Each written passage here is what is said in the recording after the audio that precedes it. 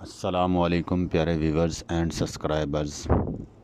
انسانی جسم کی بیماریوں کے متعلق معلومات کے لیے چینل کو سبسکرائب، لائک، شیئر، کمنٹس ضرور کریں مگر تہذیب کے ساتھ۔ آج کا موضوع ہے مباشرت شہوت کا محتاج، ہوس اور غدود جنسی۔ گزشتہ صفحات میں ہوس خمسہ کے افعال کو کس حد تک اجاگر کیا جا چکا ہے، اب ہم جدا ہر حص پر بحث کریں گے کہ آیا ہر حص کا فاعل مباشرت پر کیا اثر رونما ہوتا ہے اور انسان کے ہوس خمسہ سے قوت شہوت پر کہاں تک اثر پذیر ہوتی ہے۔ مباشرت کے لیے مردانہ عضو خاص میں شہوت کا پایا جانا شرطاً اول ہے، کیونکہ انتشار کے بغیر جو شہوت کا محتاج ہے کے بغیر فاعل مباشرت انجام نہیں دیا جا سکتا۔ البتہ مستورات میں فاعل مباشرت بلا خواہش و شہوت بھی ہو سکتی ہے۔ مردوں میں شہوت و انتشار کی کیفیت 5 امور سے کامل ہوتی ہے۔ نمبر 1 خواہش مباشرت، نمبر 2 تحریکات بیرونی، نمبر 3 غدود جنسی کے افرازات، نمبر 4 دماغی گدگدی یا احساس لطف، نمبر 5 قوت ذائقہ۔ نمبر 1 خواہش جمع۔ خواہش جمع 2 طرح سے روبہ عمل ہوتی ہے: فطری خواہش، خود پیدا کردہ خواہش۔ فطری خواہش تب ظہور پذیر ہوتی ہے جب خزانہ منی میں کثرت مادہ تولید کی وجہ سے طبیعت مائل ہو۔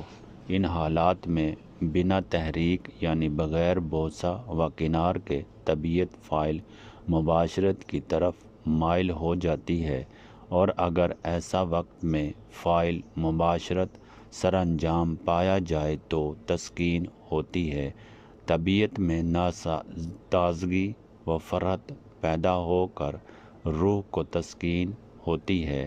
البتہ خود پیدا کردہ خواہش جمع کی صورت میں چونکہ سبب کثرت منی نہیں ہوتا بلکہ خیالات لطف، مباشرت عورت کا حسن و جمال اور مرد کا ارادہ طبیعت کو فاعل مباشرت پر مائل کرتا ہے، اس کے نتیجے میں فاعل مباشرت کے بعد طبیعت مزاحمہ ہو جاتی ہے اور ضعف کی کیفیت بڑھ جاتی ہے اور نیند غالبہ آ جاتی ہے۔ یہ نیند حالت سکون کی وجہ سے نہیں بلکہ کمزوری کی بنا پر پروردہ ہوتی ہے۔ البتہ اس نیند سے ضعف کی تلافی ہو جاتی ہے۔ تحریکات بیرونی۔ یہ تحریکات چونکہ ہوس خمسہ کے پیغامات کی وجہ سے خواہش مباشرت اور انتشار پیدا کرنے کا سبب بنتی ہے، اسی لیے ہم ہوس خمسہ کا ایک ایک کر کے قوت انتشار کے ساتھ جو تعلق ہے اس کی وضاحت کریں گے۔ قوت شامہ۔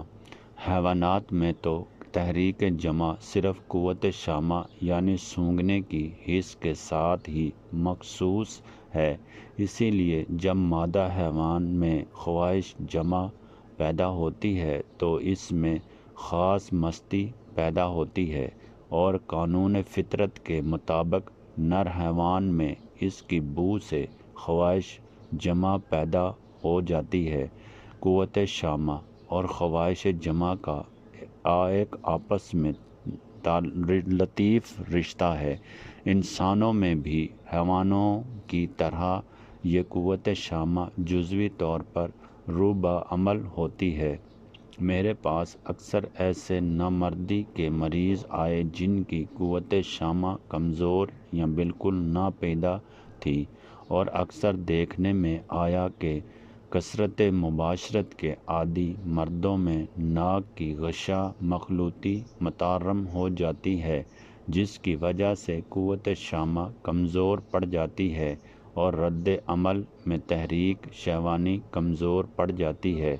میرے مشاہدے میں ایسے مریض بھی آئے ہیں جنہوں نے ناک کے اندرونی آپریشن کرائے اور بعد میں مردانہ کمزوری جیسے امراض کا شکار ہو گئے۔ صحت مند مردوں میں پھولوں خصوصاً سفید گلاب کی خوشبو سے قوت شامہ متحرک ہو کر زبردست شہوانی تحریک پیدا کرتی ہے۔ قوت سائمیہ شیرہ اور سریلی نسوانی آواز مردوں کے لیے کشش کا باعث ہوتی ہے۔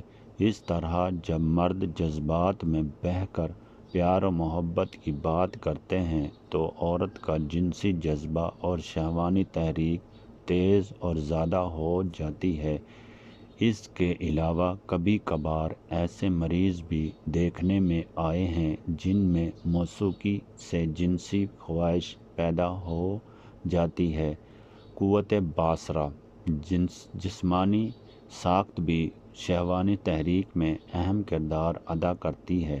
مثلاً خوبصورت چہرہ، لمبی سراہی نما گردن، بھرپور سینے کا مناسب ابھار، لمبے چمکتے بال، پتلی کمر، جسم کی مجموعی ساخت کتنی گنتی کے 8 کی مانند، نیم و واب جھیل جیسی آنکھیں، ایسی چیزیں جو مردوں کے لیے جاذب نظر ہوں کیونکہ اظہار محبت کرتے وقت ضعیف نازک کی آنکھوں سے ایک خاص قسم کا خمار جھلکنے لگتا ہے۔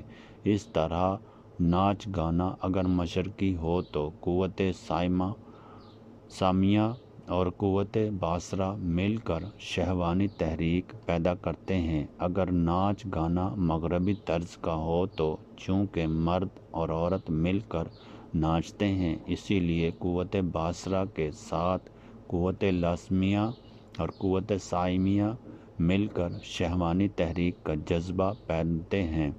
جنانہ پوشاک ہی ایک حد تک محرک باں ہوتی ہے، خصوصاً سرخ عروسی جوڑا، کیونکہ سرخ رنگ قدرتی طور پر محرک باں ہے، اسی لیے دلہن کو سرخ جوڑا زیب تن کرایا جاتا ہے۔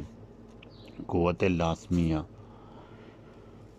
شہوانی تحریک کا سب سے مؤثر ایجنڈا قوت لازمہ ہے۔ جنسی مخالف کو چھوٹا اور مخصوص نقاط بدن پر مساج کرنا شہوانی تحریک کو حد درجہ یعنی ناقابل برداشت حد تک تیز کر دیتا ہے کہ فاعل مباشرت ناگزیر ہو جاتا ہے۔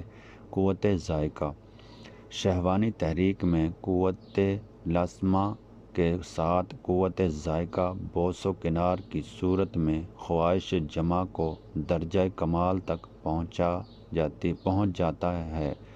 فعل مباشرت کے بعد بھی قوت ذائقہ فائدہ مند ہے۔ اگر جمع کے بعد کوئی شرعی غذا مثلاً چینی یا گڑ وغیرہ کھا لیا، اگر شہد ملا دودھ ہو تو یہ زائل شدہ قوت کو فوراً از سر نو بحال کر دیتا ہے۔ اس عمل سے تاعمر ضعیف باں کا عارضہ لاحق نہیں ہوتا۔ اس طرح کی مزید معلوماتی ویڈیوز پڑھنے کے لیے چینل کو سبسکرائب، لائک، شیئر، کمنٹس ضرور کریں مگر تہذیب کے ساتھ، اور اپنے دوستوں کے ساتھ بھی شیئر کریں۔